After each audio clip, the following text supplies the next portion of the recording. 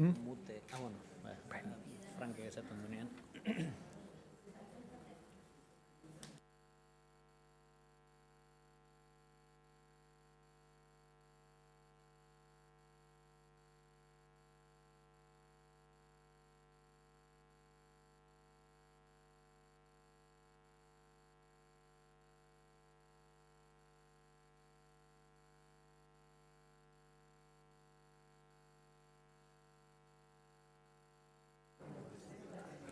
Ya.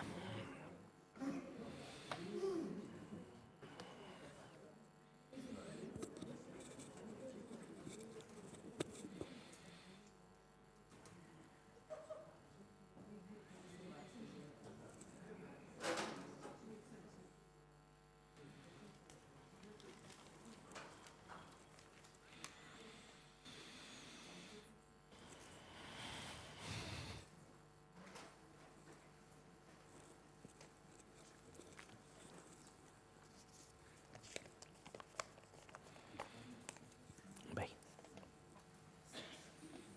Bat. Arratsaldeon lagunak eta ongi etorri iparraldean bertan ekimenaren barnean antolatu den hitzordu honetarat, Ipar Euskal Herriko Euskal Kultur Erakundeak eta Koldo Mitxelenak antolatuta. Iparraldea, hegoaldea, hain hurbil eta hain urrun, eta horretaz mintzatzeko hiru gonbidatu, Maialen Lujanbio, bertsolaria eta txapelduna. Arratsaldeon. Arratsaldeon danoi. Xabier Mendiguren, uzta aberatsa sortzen ari den idazlea, arratsaldeon zuri ere. Arratsaldeon. Eta Mikel Marquez, musikaria eta kantaria, ongi etorri zuri ere. Berdin, arratsaldeon. Gure arteko solasaldia hasi baino lehen, Joxan Lizarribar gogoratu nahi genuke Berriako presidentea atzo hil zen eta kolpelatza izan da euskalgintzarentzat, euskarazari eta bizigarenentzat. Hil eta bihar egingo da hemen Donostian eta toki askotan minutu bateko isilunea egiten da horrelakoetan. Baina isildu baino agurra, agur eta ore, Joxan langile nekaezina irribarretsuari, agur, ore eta txalo ere bai, nik uste.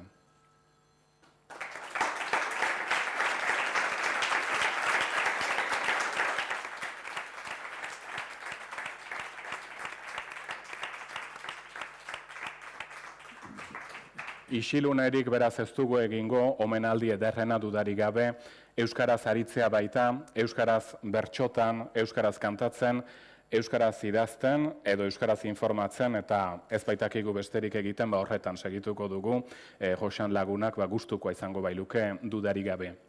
Eta hemen taula gainean ariko gara solasean, mainan bukaeran ere norbaitek nahi izango balu hitza hartu, zuek ere galderak egiteko aukera izango duzuen. Eta lehenik eta behin, hiruak gipuzkoarrak zarete, iparraldean beraz, iparraldea ondo-ondoan dago zuen herrietatik, Maialenekin, hasteko. Zen izan zen Ipar Euskal Herriarekin, nola izan zenuen lehen harremana, noiz eta nolako oroitzapena duzu oraindik? Bueno, zehazki esaten zaila da, ezta? Iparraldearen ideia hori eta realitate hori noiz gure buruetan sartzen den ohartuta zertaz ari geran hizketan, ezta? Bertsolaritzaren munduak eraman hau noskini nagusiki iparraldera eta iparraldea ezagutzera hemen ere, ezta? Nik uste iparraldearekiko lehen harremana bertsoetatik eta kantuetatik jaso izango nuela, ezta? Bertso eskolan eta ikastolan. Bertso eskolatan eta bertsolaritzan dabilen edozin personak zerbaitekiko gustua, zaletasuna eta interesa baldin badauka, hizkuntzarekiko da, ezta? Eta hizkuntzaren barrenean bereziki adibidez euskalkiekiko, ezta? Eta horrez gain, kantuarekiko edo doinuekiko edo bertsotan gure elementu fundamentalak horiek dira, ez? Kantua eta hitza. Eta horregatik,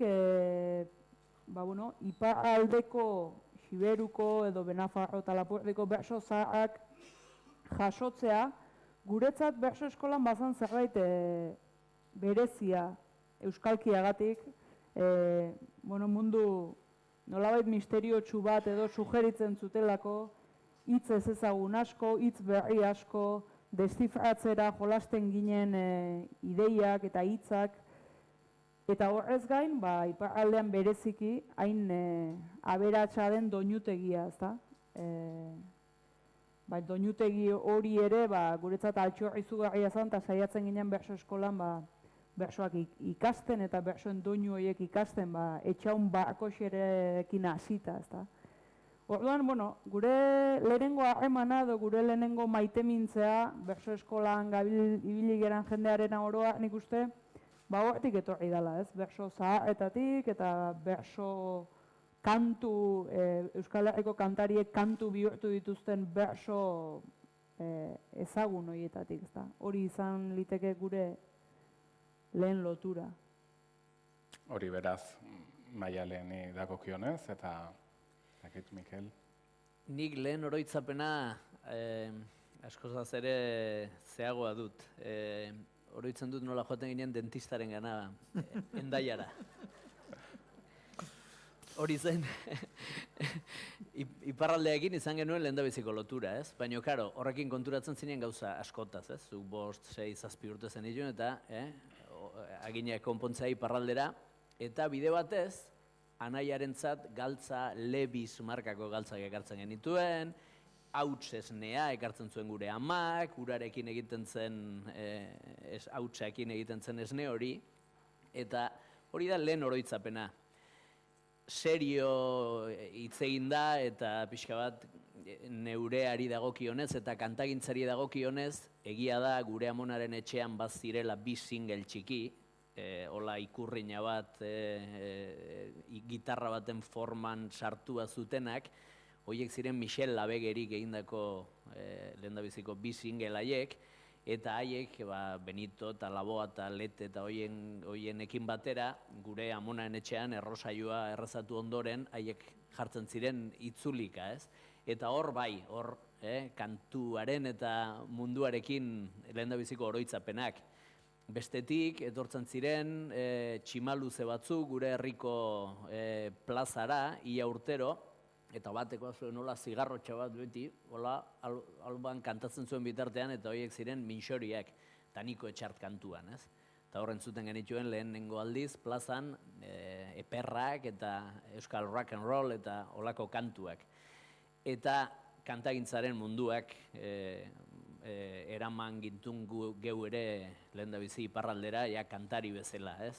Eta orduan konturatu ginen, ze garrantzi izan duen kantagintzarentzat iparraldeak, ez? Maialenek pixka bat aipatu ditu, eta etxaun eta beste etxaun eta hoietaz gain, gerora konturatzen zara, lore jokoak nola egin ziren lehendabizian eta gero ona etorri ziren, halako berpizkunde bat, kantu tradizionalean ze garrantzi izan duen iparraldeak, roka, euskal hegoaldera, roka, errobi eta Niko Etxart eta hauen bidez, nola etorri zen onuntz, eta beste hainbat esparrutan ze garrantzi izan duen iparraldeak musikaren munduan guretzat, ez? Eta oraindik ere baduen eta beti den guk begiratzen dugun zera bat, ez? Ispilu bat, azkenean, ez? Elkar begiratzen baitu. Mingarria izan da beraz zure lehen harremana dentistarekin. Baina anestesiakin izaten. Bai, ez da gaizke. Espero dut, Xavier, zure lehen harremana goxoagoa edo atxekinagoa izatea, erosketak eginez, behar bada, edo? Ez, nik txikian nitzela, nik Oierrikoa naiz, eta izeba batzuk banituen Hondarribian bizi zirenak, eta uda batzutan umean nintzela ara joan, eta nik begiratzen dut beste aldera. Baina nik guztiz ez jakinan nintzen, eta ez nik iparralderik bazenik ere, eta orduan niri esan azidaten han ikusten zana Frantzia zala. Eta han ikusten nuen gaztelu bat, Abadiarena, baina nik ikusten nuen ura Napoleonen gaztelua, imaginatzen duen, ez da? Gero, beranduxiago, 14 urte nitula, ez dakit nolabaiteko kontzientzia hartze bat izan nuen, eta informazio, orduan txezan, 78 eta hemen politikan gauzak aldatzen ari ziren, eta hasi ginen entzuten, errobi, langilearen amarmanamenduak, telebista, eta orduan oso Danielek idatziak direnak, bideo batez esan da, eta ez da, Pantxo eta Peioren kanta, Telesforo Montzonenak, zirenak, eta olakoak, ez da.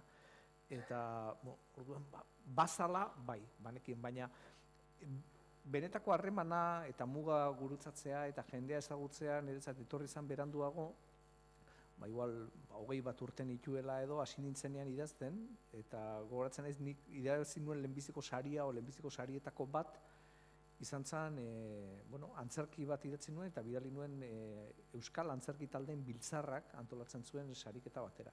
Eta mantziaten saria exeku, beste, nik uste dut Daniel Landartek eta Pantxo Etxegoienek idatzitako beste lan batekin batera, edo ez dakit nola izan zen zehazki. Baina, kontua da, aitzaki horrekin, joan nintzela eletara, eta orduan niretzat oso zorionekoa izan zen, ez bakarrik muga gurutzatzea, baizik, eta bertako jendearekin egotea, eta bertako jende interesgarria ezagutu ahal izatea, eta haiekin mahai baten inguruan eta bazkaltzea, eta geroztik sortea izan dut baita ere, lanean hasi nintzela hegoaldean eta iparraldean bietan dagoen enpresa batean, Elkar Argitaletxean, eta segitu dut harremana izaten, batetik idazleekin, ezagutu ditut kantariak, ezagutu dut antzerkiko jendea, ezagutu dut baita ere, intelektuala izan gabe, bertako langileak, ezta, eta horrek laguntzen dizu bertako errealitatea hobeto ulertzen eta bertako jendea estimatzen.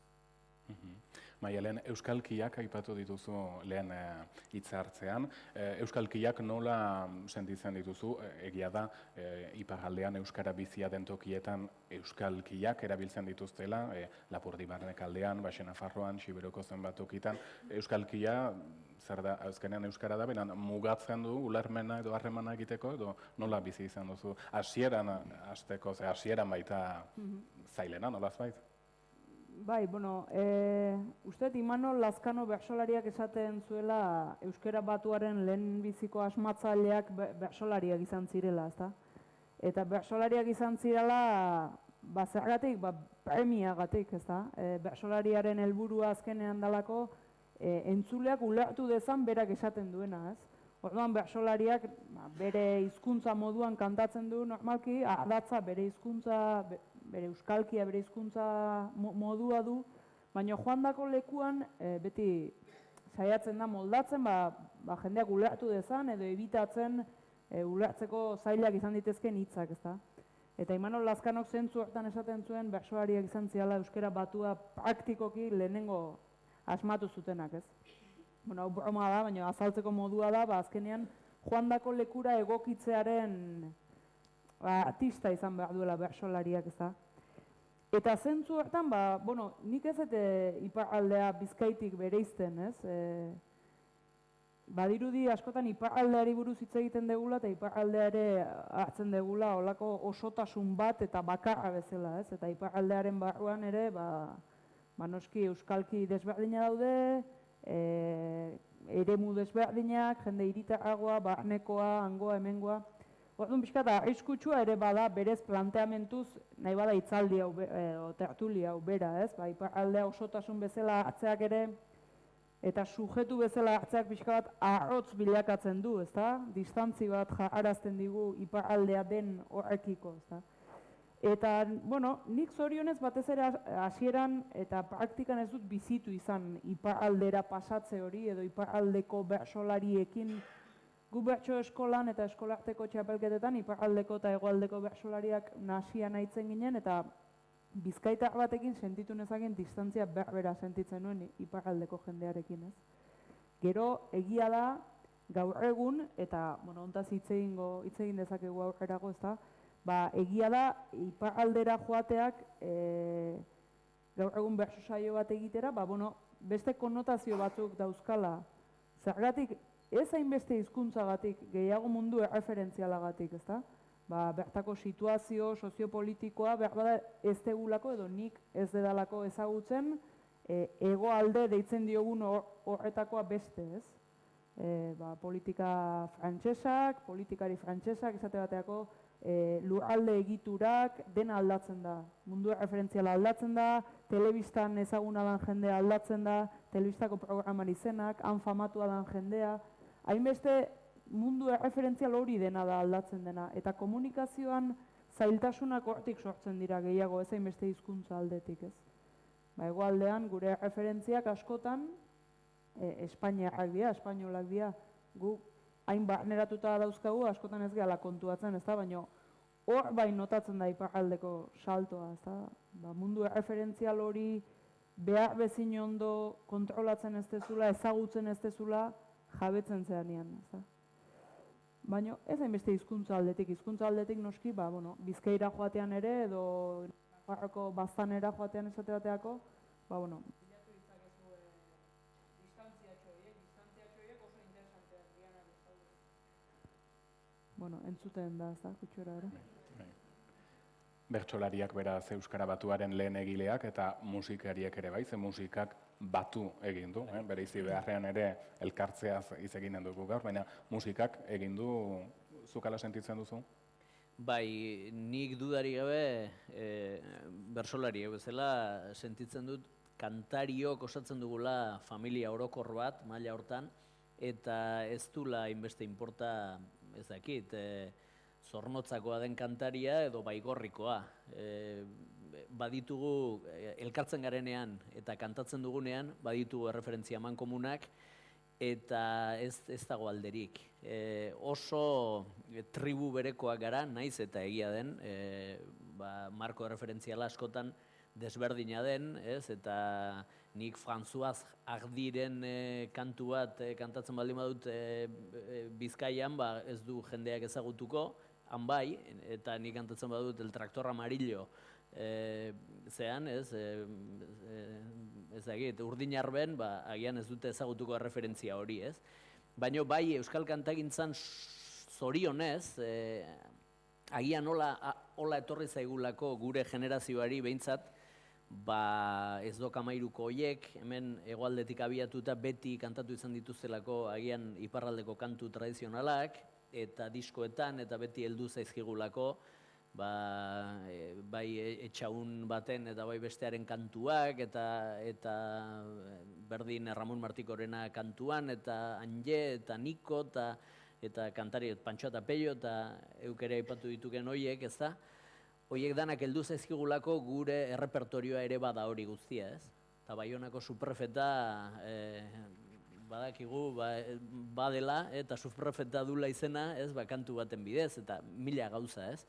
Hor bai sentitzen dut nik euskalkiak gainditzen direla, ze musikak, kantuak berak badu hizkuntza orokor bat, Euskal Herri osoa hartzen duena, eta denoi balio diguna, eta denok sentitzen garena zera berean, ez? Hartalde berean, nolapet esateko, ez? Egia da, musikak eta euskarazko kantuak mugak hautsi dituela, ze entzuten delarik norbait euskaraz kantatzen, ez da gehiago ikusten Gipuzkoarra, Bizkaitarra den, eta musikan gehien bat hori izan da, anekdota bat ere bada, 80ko hamarkadan, kotak ezartzen hasi ziren Frantziako irratietan frantsesa sustatzeko, eta guk Baionako euskal irratietan zalantza izan genuen Salvadorren eriotzean kantuarekin. Ze Xabier Leteren diska ematen genuen hori atzerriko kantua zen, eta Ramon Martikorena ematen genuenean, Frantziako kota betetzen ari ginen. Eta azkenean irrati txikientzat edo moldatu zuten legea, eta lasaiago ibili ginen bainan egia da, holako kontu asko izan dela. Eta literaturarekin segitzeko, Xabier, ez dakit, ze karpen edo balio du han egiten denak edo zuen hemengo sorkuntza edo elikatzeko edo nola ikusten duzu? Nik uste, desberdina dela idazleen maila eta irakurleena. Hau da, esan nahi dut, ni gogoratzen naiz ikasle hasi nintzenean unibertsitatean, iparraldeko euskalkiekin lehenbiziko harremanetako bat izan duen liburua oroitzen dut osongi, zen zan, bi zaindu eskualdunen bizia, San Ignacio Loyolakoarena eta San Francisco Xavierrekoarena. Francisco Lapitz izeneko batena 19. mendeko liburu bat, eta benetan zoragarria dana, zainduen bizitza izatea aparte. Eta, niri gustatzen zait, besteen hizkerak entzutea, ezagutzea, ikastea, baina egia da, eta ezin da ukatu, iparraldeko idazleen gauzak oso gutxi irakurtzen direla hegoaldean, eta bakoitzak bere esparruko eta hurbileko idazleak irakurtzeko ohitura gehiago duela, ezta? Iparraldean euskal liburuak irakurtzeko ohitura ez da hain zabaldua eta gehien bat bertako. Orduan, etena nik uste badagoela eta neurri batean, eta hau da, ari gara ematen ikuspegi baikor bat, eta nik uste tokatzen dela eta eman behar dela ikuspegi baikorra, baina dena ez da zoragarria. Mentalki mugak funtzionatzen du, eta badira, ez dakit, nola esango nuke, esi bat dago zenbait kasutan, ezta? Eta horrek gero hainbat ondorio ditu, onak, txarrak, erdipurdikoak, Eta zure irudikoan aski idazten da, aski publikatzen da, nola ikusten duzu? Ez dakit, zen ez da erresa esaten gutxi edo asko den. Esan dut, batzuk esatu dute, asko da, gehiegi da, eta nik orduan esan honik, eta zer dago soberan orduan zure ustez. Eta zuk igual hau kenduko zenuke, baina besteak beste hori kenduko luke. Orduan, bakoitzak bere gogoko zerbait aurkitzeko, bere gustuko zerbait aurkitzeko, ugaritasuna ez da txarra, berez. Hala ere nik uste eduki behar dugula, ez dakit, irizpide bat, gutxieneko kalitate bat exigitu behar dugula, eskatu behar dugula, eta batzutan gertatzen zaigu adibidez, iparraldeko kulturarekin ez hainbeste bertsotan eta ez da ere musikan, baina bai literaturan,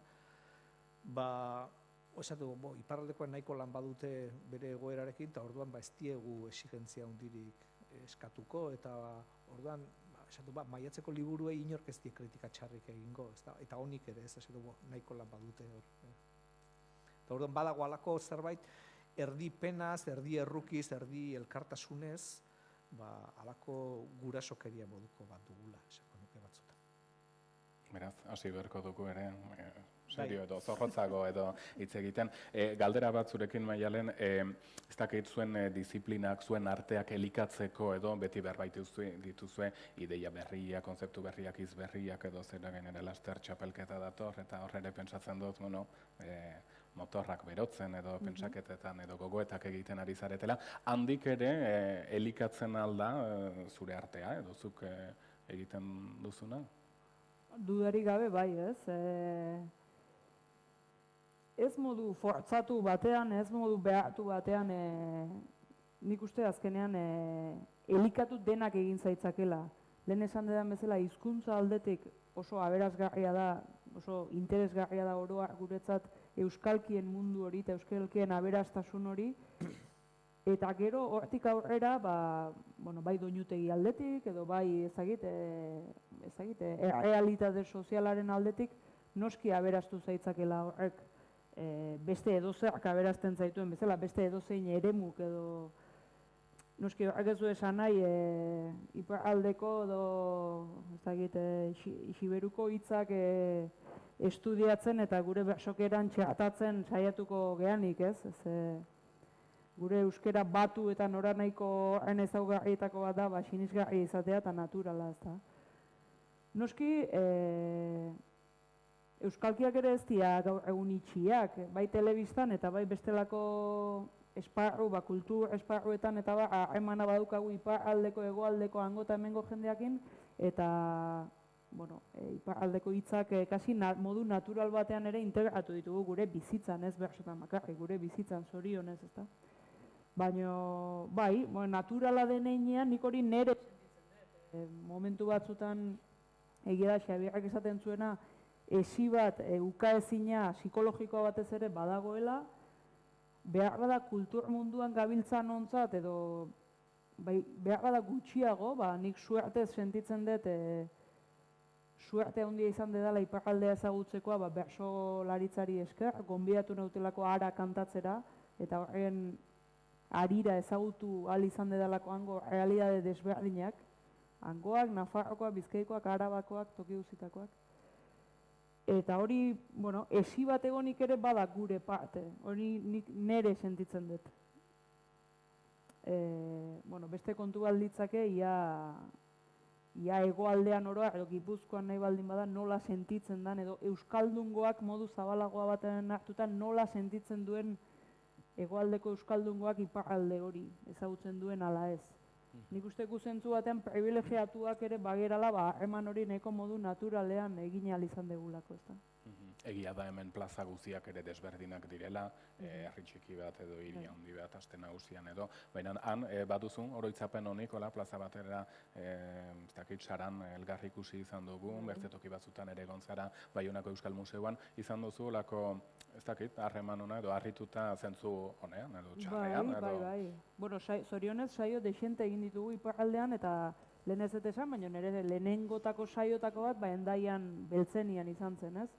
Eta, bueno, ezagit oso ume arteko saio bat, eta oso modu naturalean. Ura baino bereziagoa izan da, guain berriki, adibidez, Mauleko festetan kantatu izana, ezta? Lehenengo aldia nuen, Xiberuan kantatzen nuena, ez beste behin Urdinarran kantatuan nintzen, lehenengo aldia zen Mauleko festetan bertso saio antolatzen zena. Eta, hori berezia izan zen, ez? Eta Mauleko festak zertziren ikusi eta han atzeko plaza batean 300 lagun bildu izana, benetan gauza ederra izan zen, ez da? Gure bertso bizitzako, mugarri txikietako bat, ez da? Eta gero egia da, olako saioetan beti badaukagula barne gerra hori, ez da? Lehen esan dedana, bereziki Xiberuan edo Maulen ez gertatu ditekena euskalkiaren kontua eta mundu erreferentzialarena, ez da? Beti bertsoa pentsatzea askotan gutxienekoa da.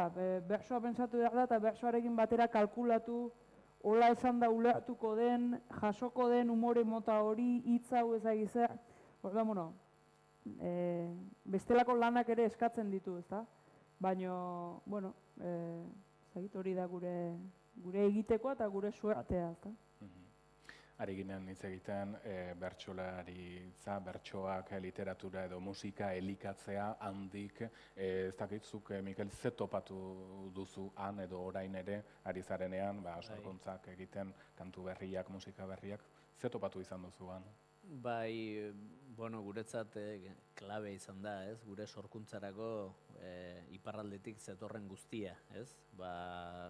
Euskal kantagintzaren esparru hortan, erabat klabeak izan diren kantariak, taldeak, joerak, estiloak, baita Frantziatik datozenak ere, iparraldetik pasatuz, ez? Brassens adibidez, edo guretzat oso garrantzitsuak izan direnak, ez?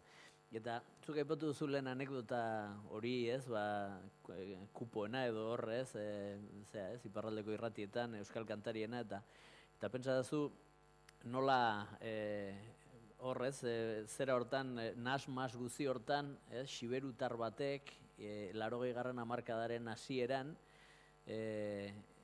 lortu zuen Madrideko 40 principaleseko lehen zerrendatan egotea euskaraz kantatzen, ez? Ze nahasmen dagon baita espainolentzat eta frantsesentzat ere, ez? Guk balio dugu konputatzeko frantsesentzat frantses kantari bezala, eta espainolentzat 40 principalesen barruan xiberutar batek balio du lehen postutan egoteko euskaraz kantatzen, ez? Hor, kantagintzaren bidez iaia gu frantsesak bihurtu gaitezke eta iparraldekoak espainolak, ez?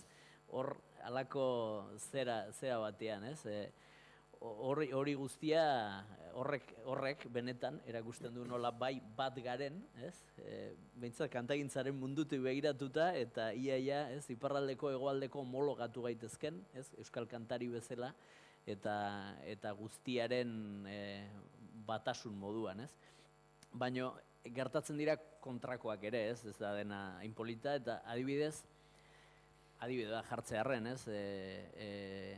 Patxi Saiz kantaria. Hemen hegoaldean, baino askozaz ere ezagunagoa da iparraldean. Kuriosoa da, nola hola gertatzen den, ez? Eta hor bai ikusten da muga, ez? Patxi Saiz kantariak hegoaldean izan du bere ibilbidea eta bere bilakaera, eta iparraldean daukan itzala, bere kantuen ezagutza, kantaldiak ere, askozaz gehiago dira, bera Getarian, hegoaldeko, hemen Gipuzkoako Getarian jaiotakoa izan da, ez? Orduan egia da, Ez, bai, danok homologatzen gaitula eta danok tribu berekoa garela eta danok zera bat garela, baino egia da baita ere muga bat badagoela eta askotan gustoak, informazioak, zabalkundea askotan desberdina dela eta badugula ere hor asko egiteko. Lehen Xabier aipatu duzu, hemendik nahi handiak nekez kritikatu dezakela nahi txikiagoak balin bagara edo, baina iratze derrek arrantzuen denboran, ez dakit orain zuzen bertsua edo olerkia zen edo, Donibane Loizunetik ari zen, hangoek izango balute guk dugun neurria eta guk aldiz izango bagenu haiek duten sua. Zuek bat egiten duzu, erranaldi horrekin edo zautzen baititu zuela bi aldeak, desberdintasun pixka bat ere bada, guk zer, zu gehiago eta zuek neurri gehiago? Ez dakit, hitz politiak dira, ez da iratzederrenak. Iratzederrek baita ere, Fraide sartu zelarik esaten zuen, euskera salbatuko zala zeruan, denok paradisuan denak eskuaraz mintzatuko ginela, ez da. Eta orduan, poeten eta mistikoen hitzak neurri sartu behar dira. Ez dakit zer daukagun batzuk bestei irakasteko, baina nik uste betira ona izango dela hartu emana zenbat eta handiago izan orduan eta hobe modu naturalean. Nik izan dut azken urteetan sorte handia, gaur egungo iparraldeko antzerkilariekin eta hegoaldekoekin eta batera aritzekoa, ezta? Adibidez, oroitzen naiz, zu senperetarra zara. Senpereko Larraldea etxean, egon nintzela Ander Lipus aktorearekin eta Manes Fuchs, kasu hartan aktore ere badara, baina hor zuzendaria zen, eta nire obra baten berrirakurtzen, berridazten eta berritzen. Eta berriki beste lan batekin gabiltza lanean, eta bai espeletan, eta bai luuson, ezta? Orduan, niretzat, benetan, esperientzia aberasgarria da, eta nahi nuke, ez dakit hegoaldekoak gehiago mugitzea iparraldera, ez bakarrik ondartzara, Hendaian, edo erosketak egitea bab inguruan, baizik eta bertako festetan, kultura ekitaldietan, eta modu naturalean integratzea, eta iparraldetik asko etortzen dira Donostiara, sagardotegietara, larun batetan erosketak egitera, hainbat dendetan, eta bar. Orduan, harreman komertzial horretaz gain, harreman, nola esango nuke, ez dakit, bikote gehiago sortuko balira, batzuen eta besteen artean, eta beti ere aberasgarri izango da, alde askotatik, bai herri bezala, eta bai personalki ere, seguru askoen ematen eta ekartzen digula harreman berri horrek. Bueno, horretarako aeka edo korrika dago, zentzea matrimonian da gehiago, adibide bat baino gehiago bada, eta gaur bertze bat eta ezagutu dut gaur, beraz, korrikak euskara sustatzeaz gain, egun batez omenaldiak inberko zaio, holako hori batzearen aldeko lana baita ere, bertze, zu gehiago, neurri gehiago, ez dakit, Mikel, Maialen? Nik oroa esango nuke, Xabiak aipatu du lehen, eta hegoaldetik gure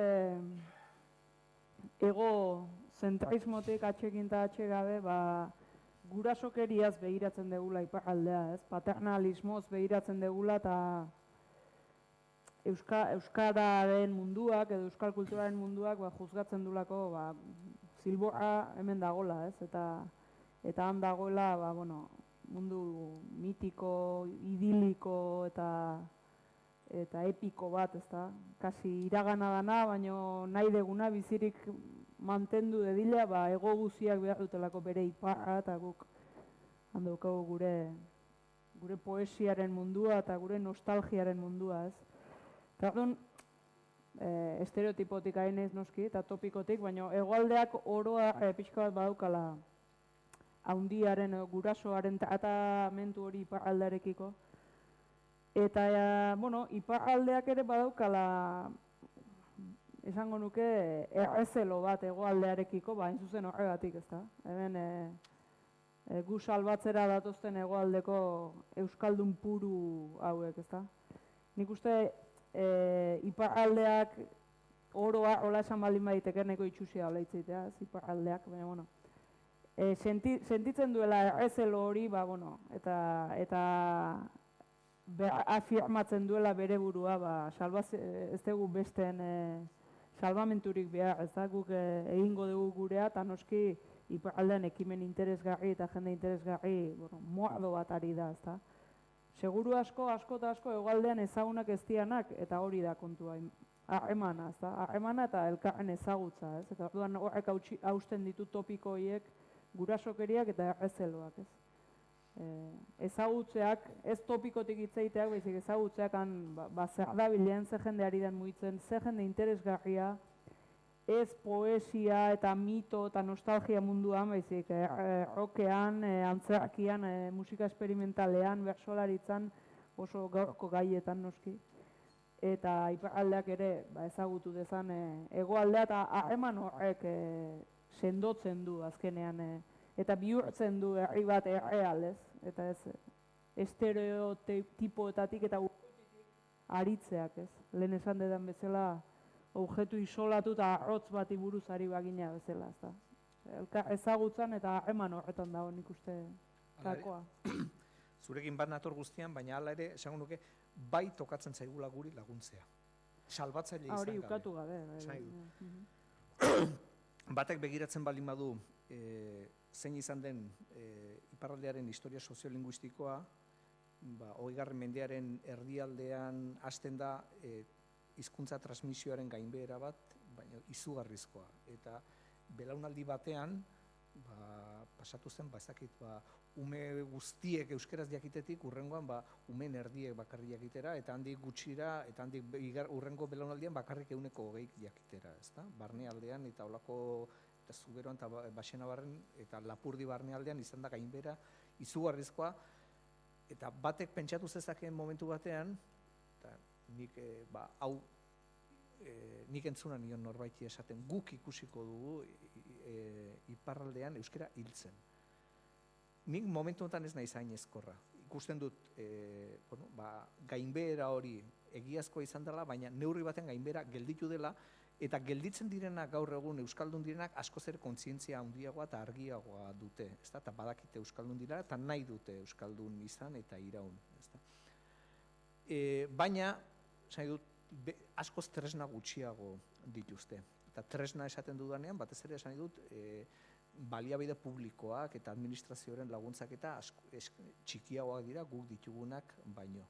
Orduan, nik uste dut, gurasokeriarik gabe, galdetuz eta errespetatuz eta iritzia eskatuz, tokatzen zaigula laguntzea. Laguntzea modu askotan. Batez ere joan etorria lagunduz. Hau da, hango artisten diskoak erosiz, hango idazlen liburuak irakurriz, hango artistak gonbidatuz ona etorri daitezen, gu ere mugitu zaldugunean, baina nik uste badugula ardura bat, hobeto xeago gaudelako, eta baina benetan ahalegin egin behar dugula, zen han gauzak ondo ez baldin badoaz, ez dugu esan, hor konpon, nik uste guri tokatzen zaigula eta guri min emango ligukela gauzak han okerrera joateak, eta aldiz poza gora baldin badoaz. Fizikoki esan da, ere, bereziki Gipuzkoan ez, eta esaten dugu ez, hegoaldekoen egozentrismo hori, askotan gipuztentrismo ere bada ez, Gipuzkoa, dago alde batetik itsasoa du, baina bestetik babestuta dago. Hegoaldetik, ekialdetik eta mendebaldetik babestuta ez, beste provintzia daude eta hor, halako beti izan dugu babes bat, eta hortik abiatuta, eta hori ez, kritika erabat ados nago biek esandakoekin, ez da, niri bederen askozaz gehiago interesatzen zait, ez dakit, xiberutar ondo pronunziatzen kantuetan ongi leku egokian esaten baino, gehiago interesatzen zait ezagutzea, xiberuan nork kantatzen duen, zertan ari diren, ze sortzen ari den, ze movida dauden, eta bertara kantatzea joateaz gain, hori ez, ona etortzen direnean, jarraitu eta ekarrarazi eta elkarrekin gauzak egin, eta hortan dago gure aportazioa. Maialenek esan duenaren bidetik, hemen jendeari galdetuko genio, iparraldeko zer kantari ezagutzen dituzu? Eta teako litzake berriz, Niko Etxart, Errobi, Marti Korena, Hau da, nolabaiteko garai batekoak eta kantu tradizionala egin dutenak, eta gaur talde moderno asko Pila daude bat. oso interesgarriak. Zer noski, haiek hango gazteak ez dira bizi ez dakize garaiko kantore xaharrak eta beste, hau da, entzuten dute munduko musikak eta Talde gu gazteak beste. eta kantari gazteak eta kantu txapelketan jende pila bat kantuan eta diskoak egiten eta etxart esan duzu eta etxart aizpak, gaztetxoak eta bat eta bestea eta asko, ez? Hori dudarik gabe eta bueno, aste honek ere egiten du lan hori, ez? Hilabete honek, ez? Astero egiten diren ekintza horiek eta Bada beste, urtero, zenbat urte dira, ja, 12, 15 Hamabi.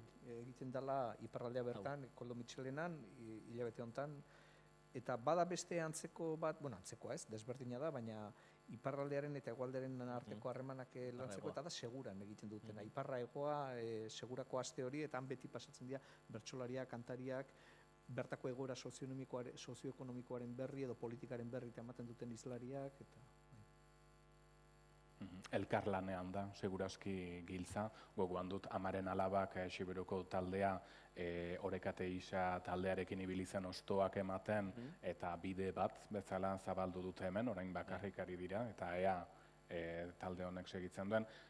Bertze adibidea Kalakan hirukotearena da, orain arte ateak etxiak zituen hemen, baina munduaren itzulia egin dute Madonarekin, eta orain Donostian eta Donostian egon dira. sarrerak agortuta eta Bai. bai, hola da, bai, hori modu naturalean izaten da, ni orain ez esango dizut, urte eta erdi inguru, aire aizpekin kantatu nituen hainbat kantu, Erramunekin baten eta beste nabil erabat, ez? Eta hori da bidea, ez? Baina modu naturalean, ez? Hola Hiri ez dik sentitzen Madonak dugulako. deitu. Madonak ez dik deitu orain dik. Horrekoan. Sagarra jotzeko. Gero bada, barkatu, elkar ezagutzari buruz, eta norbeak bere ekimenez ezagutu dezake, eta guk lehen esan den bezala, suertea izan dugu, iparraldea eta Euskal Herriko txoko gehienak ezagutzekoa, eta oso lurralde eta oso egoera linguistiko eta soziologiko desberdinak ezagutzekoa. Baina, nik uste gure komunikabidei ere badagokiela dudari gabe elkar ezagutza hori erreztea, ezta? Eta oroa esango nuke ez dutela funtzio hori oso ondo betetzen, salbuespenak salbu, ezta? Akaso berria egunkariak uste eta berezia jartzen diola horri, eta oraindik esate bateako hegoaldean oindala gutxi arte harritzen ginela, kiroletako lehenengo horritan rugbia aurkitzen genuenean, ez? Distorsio bat suposatzen zuen hemengo importantziaren eskalan, ez? Baina, osotasunaren irudia emango duten komunikabideak ere, edo beharko genituzke, ezta? Eta komunikabideek ere balandu beharko lukete, harreman hori eta ezagutza hori, Kalakan ezagutu izan dedin, edo Michele Etxekopa nordan jakin dedin hegoaldean, edo amaren alabak, edo Beñataxiari, edo berrentzait Maibena, edo dana alakoa. Eta gauza bera kontrako norabidean. Behar bada beti izaten da, iparraldean hegoaldea gehiago ezagutzen dela, hegoaldean iparraldea baino, ezta? Esan nahi nuen, euskal eta euskarazko komunikabideak badukatela ardura handi bat behar bada gehienek bintzat oso ondo betetzen ez zutena. Ulertuta, beraz nagusia igutuna emango diegu, eta ea kaso pixka egiten diguten guri, edo zuri gehiago. Aipatu duzu, Xabier, gaur egun ezarela hain ezkor, baina arazoa ala ere hortxe dugu, eta garbi, Ames Arzaiuzek aipatu du aste honetan Euskadi Irratian, arazoa dugu kantitatez eta kalitatez, ere? Hor... Tokatzen zait hitz egitea, baina ez dakit zer esan ala delako. Hau da, Amets Arzaiuzek egin zuen hitzaldia sinetu beharko balitzazpien, baina sinetuko nuke Goiti bera bat mentorrelako berak esanarekin. Eta ez dakit zer erantzi. Bai, kalitatea hegoaldean bezala, iparraldean bezala hegoaldean ere, Berdin. Euskararen maila, Euskararen mailari dagokionez eta kalitateari buruz, nik uste dut hori ni erabat ados, nik ere sinatzen dut, eta gehitzen diot hegoaldean ere ez gabiltzala hain urrun, maila hortan, ez? Baiz, horretan behar badazu zara gutxien kaltetua, ze musika euskaraz ez bada ulertzen ere segitu daiteke, jarrai daiteke, bertso saio bat zailago eta liburu bat irakurri. Ez bada itzultzen, bai, egia da, hortan errezena dela, eta gu gainera bertsolariak aldiro improvisatzen dute, eta hori ez, badaukate arazo hori ez. Gure arazo bakarra izan daiteke, gure kantuen tartean esaten ditugun gauzak hobeto ulertuko diren edo ez, hemen edoan ez.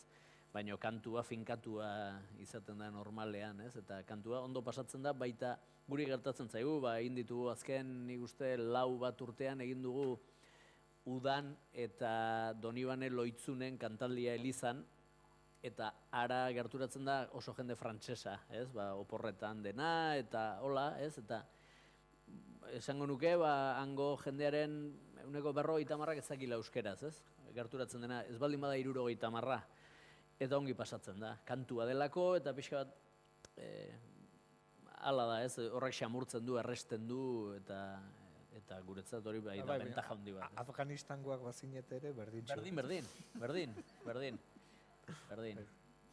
Bueno, esango nuke, oporretara tozenak, etortzen dira, pixka bat, ez, txuri berde eta gorriaren bila ere pixka bat, ez, gehiago. Bai, eta Donibane Loitzunen noski erosten dute lingerie bask. Bai, eta hori da, la force, ez, pixka bat, ez. Bai, hori guretzat bai da erresagoa, kantuak xamurtzen du edo erresten du edo... Gustora ari gara hemen, 4 lagun, baina lagun gehiago ere bagara bazarete hementxe, ez dakit norbaiteke publikoan galderarik balin badu, orain da aukera, egunero ez ditugu maiberaren inguruan izaten Maialen, Mikel eta Xabier, mikro bat dago hortxe gelan, galderarik izango balitz badenek entzuteko moduan, lasai gure artean gara, erran nahi dut, norbaitek balin badu zerbait galdetzeko, parraldeaz, hegoaldeaz, azkenean denak bat gara ere, uste dut hori dela pixka bat zuen hitzartze guzietan azpimarratu nahi izan duzuena. Bitartean egin gut.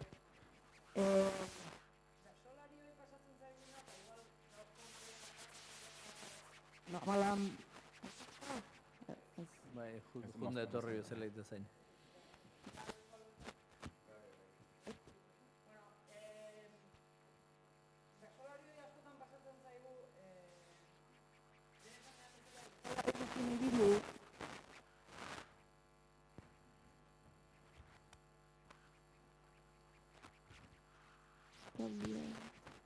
Bai, zerbait hor kaulia.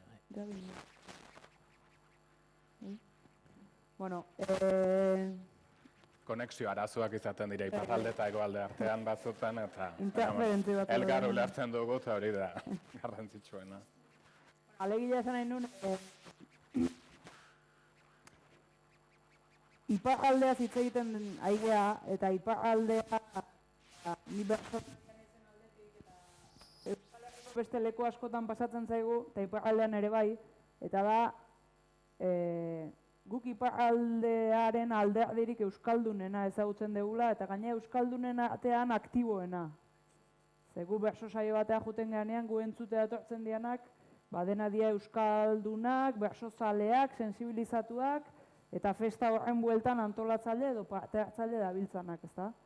Horrekin esan nahi dut, iparraldearen soziologiaren nahiko irudi partziala daukagula. Bueno, gauza bera pasatzen zaigu Santurtzira jute ganean, iruditzen zaigu Santurtzi oso euskalduna izan litekela, 100 lagun etortzen badiaku entzutea, hori proportzioan balitz, atera kontu, ezta? Orduan guri, bersotan hori pasatzen zaigu eta iparraldearekin ere hori pasatzen zaigu, ezta? Eta nik adibidez, aitortzen dut, badudala ez ezagutza bat iparraldearen soziologia errealaz. Badaukadala irudipen bat, eta badaukadala gutxi gora berako ideia bat hango realidade soziologiko eta linguistikoa zein den. Baina gu jutegean garaian, eta hemen gauden, uste denoi pasatzen zaigula, guk topo egiten dugu iparraldearen lagin batekin, eta lagin oso muineko batekin, oso euskeraren inguruan dabilen jendearekin, ez? Orduan, gero beste kontua da, hegoalde espainola edo ezain euskaltzalea den hori dena, eta iparralde frantsesa edo ezain euskaltzalea den hori dena, ez da? Alderantziz ere gertatu izan zait. Hau da, nire kasa joan Baionara, eta noskian hitzik ere ez dezu normalean entzuten euskeraz, eta hor adi zaude, baina nunbaitera zoaz eskatzera, eta euskeraz eskatuko dut, bada ez bada frantsesez, nire frantses kaiskarrean eskatuko dut. Eta aldiz, bertako batekin, bertako euskaldun batekin joan, eta noski toki horietan gehienetan ez dakit euskeraz, baina berak badakin nun dakiten eta nunez, eta noski joaten zara toki batera, eta euskeraz ari dira, eta beste badan, eta ez dakitzen, eta badago, hau da, itxaso frantsestu horretan badira uarte euskaldunak, ez da, ezagutu egin behar. Horrek ere Maialen aipatu duzun horrek konponbidea badu.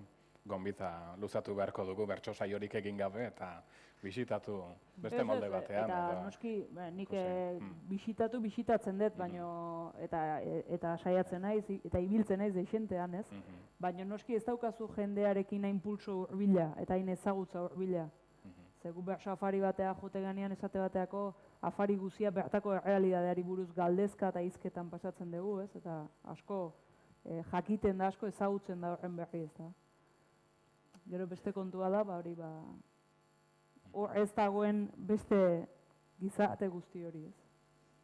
Baina gauza bera, Iruñan, seguruna, dendetan eta tabernetan gauza bera pasakoa, Baionan pasatzen dena, eta Santurtzin, Dona Paulen pasatzen dena, oso afaritan. Eta osatzeko alderantziz ere gauza beraz egia da, lujalde euskaldunenak Hego Euskal Herrian direla, baina Irunera heltzen garenean, duela zenbait urte, Irune zenan euskalduna, orain bai gazteak, eta ari dira pixka bat gehiago, baina sensazio hori genuen, gero Oiartzunen edo Hernanin edo, lasaiago ibiltzen ginen edo, aldaketa hori. Galderarik publikoan, orain da aukeran ikuste, ordu beteko da laster ari garela solasean, luzegi ere ez genuke izan nahi, eta bazuekin momentu hau konpartitzeko, edo zuen, ez dakit, sensazioak ere, zuek ere harremanik izango baditu zuen, ez dakit, iparraldearekin, edo anekdotak, ze hortik hasten dira.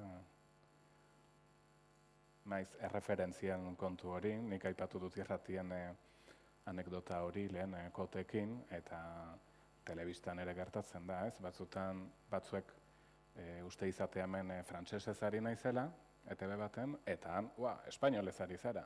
Eta kronika bera ikusi dute biek. Hortan ikusten dugu badela lan eta erreferentzio horiek hasieratik Maialen aipatu duzun hori, azkenean da, ETB-n ezin mintzatu senpereko sukaldean bezala, eta hemen ere ezin mintzatu osoki batuaz edo gipuzkeraz edo, eta, horke, gora berak.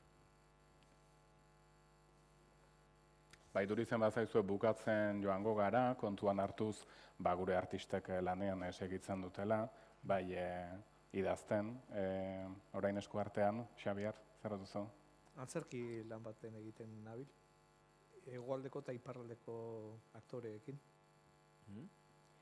Disko berria grabatzera uztailean, eta urria inguruan edo, kalean, eta kantatzera iparraldean bezala hegoaldean. Kontzertuak, eta Maialen, plazaz plaza, bihar berean hemen Donostian baduzu Andonia Gainarekin. Bai, bihar saioa dugu Antiguan, eta gu beti bezala plazaz plaza, bersotan, eta ni ere justu iparrari buruzko eta iparra eta hegoaren arteko harremani buruzko emanaldi berezi batekin ere, eta horrez gain bersotan plazaz plaza. Nik banuen, bai, zein dezaket? Ez aholku bat eman nahi nuen, hemen entzule asko dago, eta baten batek, iparraldea ezagutzeko modua da bertara joatea, bertako jendearekin hitz egitea, baina liburuek ere laguntzen dute. Eta bada oroitzapen liburu bikoitz bat, Daniel Landartek idatzia, aurrena ahularen indarra, eta hor kontatzen du bere ume denborako garaia, ume baserritar bat, Baxenabarreko herri txipi batean, Donostirin, eta bere fantasiak, nahiak, beldurrak, aur denborako garaia, eta orain bertan atera du liburu bat Enbataren zirimolan izenekoa, eta hor kontatzen du, azken 50 urteetako, batetik politikako ibilbidea Enbata sortu zen garaikoa, eta errefuxiatuen giroak, eta bar, eta gero bestetik kantariekin, bertsolariekin, idazleekin, hau da hemen gabiltzan gremioekin, izan dituen harremanak, eta bar, eta orduan, liburu bi horiek benetan laguntzen dute, hobetki ulertzen eta ezagutzen, iparraldeko errealitatea, gizartea, hango euskaldun jendea, nolakoa den, zer pentsatzen duen, nola sentitzen duen, eta hori da. Eta literaturaren alde hona da, poliki-poliki irakur dezakegula eta berriz etortzen algarela ezpada zerbait ulertzen, hori ez da gertatzen ez komunikabideekin, ez musikarekin eta bertsoekin aregutiago ezpada aria berehala hartzen, beraz literaturak badu pausatzeko aukera hori ematen du eta lasaiago beraz ikasteko edo berriz lasaiago ulertzeko. Eta galdera batekin bukatzeko, Baionatik luzatu didate Maialen, bertso txapelketa nagusia udazkenean dator, eta laster izanen dugu aukera hori aipatzeko. Maialen zuzara txapela, zuk duzu txapela, orain, buruaren gainean, lehen aldiz emakume batek janzten duela, marka hori lortu duzu, Jose Agirrek berak hori ejantzizun, emakumea ezen oraindik hortara iritsi, eta zuk bai hori egin duzu. Emakume batek beraz lehen aldiz txapela, eta orain prest zara txapela hori iparraldeko bati uzteko, lehen aldiko izango bailitzateke? Uzteko ez, bintzat. Emateko? Uzteko ez. Uzteko ez. Bueno, noski, edagalitzake hori. Hori ere edagalitzake. Baina, bueno, bakoitzak bereari egin behar diot tira, eta nik nereari egingo diot. Gero bestela gertatzen bada, benetan poztuko naiz. Baina, ni nere egiten saiatuko naiz. Ederki, beraz izanen dugu, elgarren berri, bestelare, baina txapelketarekin, musikarekin ere bai, literaturarekin ere bai, berriz ere mil esker deneri, onaino etortzeagatik, onaino etorririk, Euskal Kultura Erakundeak, Ipar Euskal Herrikoak antolatu duen eta ekitaldi honetara, 2. ekimena dugu iparraldea bertan, Koldo Mitxelena zentroari ere kulturguneari eskerrak nola ez, eta gogoratu, gaurko hitzaldia bukatu dela, baina sail honek aintzina segitzen du, aurrera jarraitzen du, eta datorren astean musika izango da hemen, bertzeak bertze, Katialin Indaburu, Ioldiko kantaria, Filip Albor gitar jolea, eta gauza asko izango da berriz ere hemen, zubiak eraikitzeko artearen bidez, eta behar bada noizbait gehiago komunikabideen bitartez ere bai. Mil esker. Mil esker.